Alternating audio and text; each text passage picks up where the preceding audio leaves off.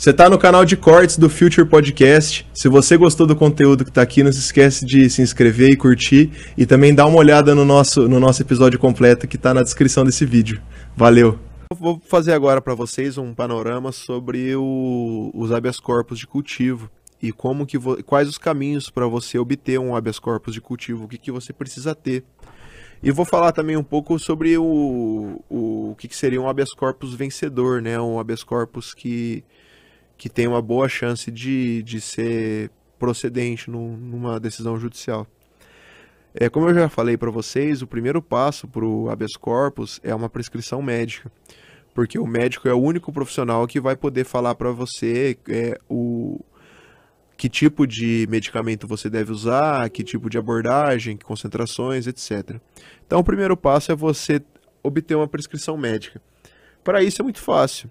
Hoje em dia existem diversas listas de médicos prescritores na internet. Então se você jogar na internet lá, médicos prescritores de cannabis lista, vão ter várias listas de pessoas que estão aptas, habilitadas e têm o costume de prescrever cannabis medicinal para seus pacientes. Às vezes as pessoas tentam tratar com um médico com quem elas já tratam e acabam tendo dificuldade por causa que às vezes o médico, o profissional não está habilitado.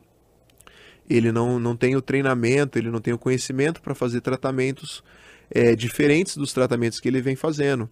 Então, na maioria das vezes, claro que você pode conversar com o seu médico e ele vai te dar o parecer dele, técnico, sem dúvidas, mas se você tiver dificuldade com o seu médico por qualquer razão que seja, você deve procurar um médico prescritor, que vai ser um médico que tem maior vivência com esse tipo de tratamento e ele vai saber te orientar nesta abordagem.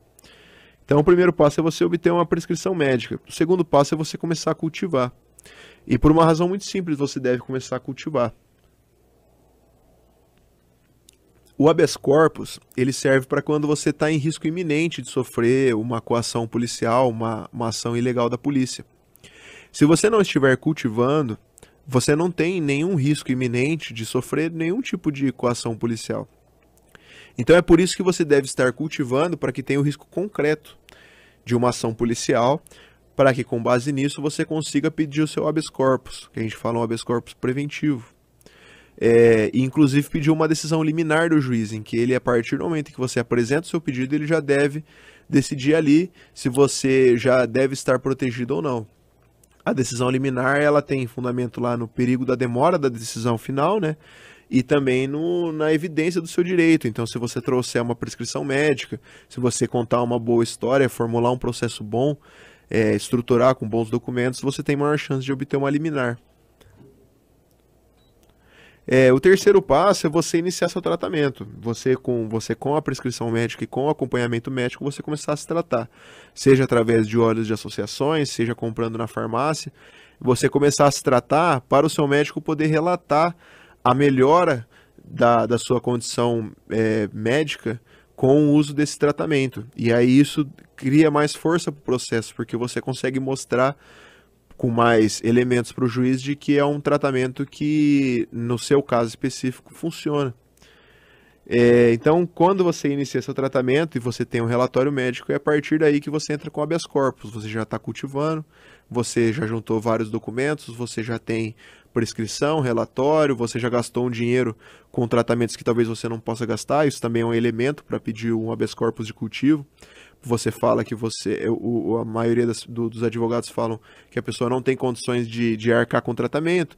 Por outro lado, ela também não quer onerar o Estado, não quer pedir para o SUS, não quer pedir para a Unimed, para o plano de saúde dele. Então ele quer cultivar na casa dele. Nada mais do que um direito básico humano. Você querer cultivar uma planta. E aí então o juiz, com base nessa abordagem da saúde, ele permite que você cultive na sua casa. E aí tem algumas questões, as pessoas perguntam, por exemplo, tudo bem, eu fui autorizado, mas quantas plantas eu posso ter na minha casa? A polícia pode bater na minha porta? Como é que funciona isso? Eu preciso refazer a autorização daqui a um ano? De fato, todas as decisões que eu obtive até hoje, os juízes pediram para renovar o pedido dali um ano. Então, dali um ano, você leva um relatório médico, fala, a pessoa continua cultivando, peço que renove por mais um ano. O juiz vai renovar o seu habeas corpus, o seu salvo-conduto, por mais um ano. E dali um ano, você faz o pedido de novo. Em relação à quantidade de pés, quantos pés você pode ter na sua casa, vai depender muito da decisão que o juiz vai dar e da abordagem que o seu advogado vai dar ao teu caso. Eu sempre peço que a pessoa possa cultivar a quantidade de pés necessárias para o tratamento dela, porque existem diversas realidades, existem pessoas que cultivam vários pés menores, ou então um pé muito grande, então não tem como ter um parâmetro, e como decisão política minha, eu sempre peço que o juiz autorize o máximo de quantidade necessária de pés, para que ele não limite, para que não tenha uma limitação e a pessoa entenda, com base ali na experiência dela, o quantos de pés ela precisa. Até porque o salvo-conduto ele não é uma carta branca para a pessoa cometer crime, não é uma carta branca para a pessoa vender droga. A pessoa ela pode e vai ser responsabilizada se ela cometer esse tipo de excesso. Os exemplos estão aí na mídia, a gente vê todo mês alguém com habeas corpus que foi preso traficando. São realidades e esse tipo de alerta deve ser feito, sem dúvidas. Eu não tenho nenhum problema em falar abertamente sobre isso. Então, apesar de se chamar um salvo-conduto, não é uma carta branca para a prática de crimes. O cultivo da pessoa pode ser investigado. A diferença é que se ela tem um habeas corpus, se ela tem um salvo-conduto, ela não vai sofrer nenhum tipo de apreensão. Não vão chegar e vão apreender os produtos dela. Mas ela pode ser chamada para prestar algum tipo de depoimento. E isso também não é um problema. As pessoas têm muito medo de delegacia, mas isso é um procedimento comum dentro da justiça. Você ser chamado para ser ouvido como parte, ser ouvido como informante. Para isso, sempre tem um advogado, um bom advogado em que você confia.